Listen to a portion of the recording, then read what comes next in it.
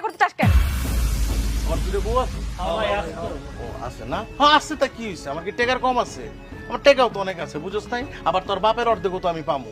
এই সব টাকা এক করলে তোর মতো 4টা বউ বলতে পারবো আমি, কোনো সমস্যা নাই। এই শোন, আমি বিয়ে করে ফেলছি, এটা আমার জামাই। আমারে নিয়ে আর কোনো আজেবাজে চিন্তা করবি না, আর কথাও কবি না।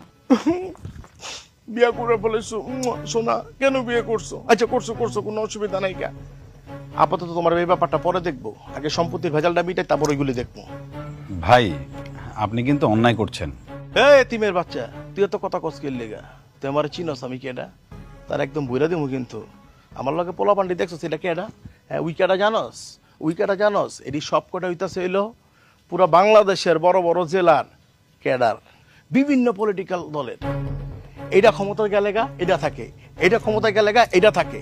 আর এটিরে আমি পালি, এটি যদি কই না তোর জায়গাটা জায়গায় শেষ, একের এক বইরা দিব। তার মানে বুঝছস না, আমার কথার উপরে যদি কথা কস না বইরা দিব। দেখছেন আবার দেখছেন, এই ভাইজান হচ্ছে কত ক্ষমতাধর মানুষ। আর আপনার এই যে এতিম, এতিম কি করতেছে জানেন? এতিম আমাদের মধ্যে ভেজাল বাঁধানোর চেষ্টা করতেছে। ভাইজান আপনি অপর কথা গনায় ধরেন না।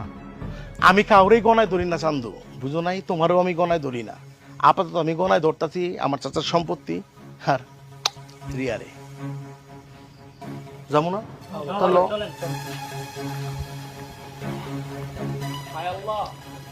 এখন আমার কি হইব? আমি সম্পত্তিগুলো কি আপনি বাঁচাবো?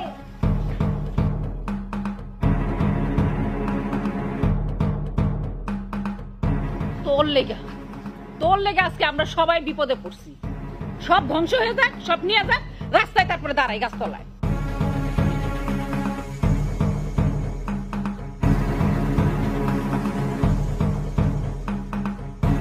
দেখছেন আব্বা কি হলো?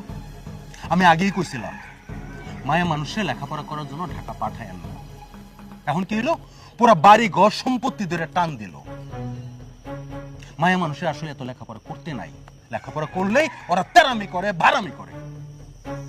ওর যদি ঢাকা না পাঠাইতেন, লেখাপড়া না করতে, তাহলে জসিম ভাইয়ের কাছে বিয়া দিয়ে দিতাম।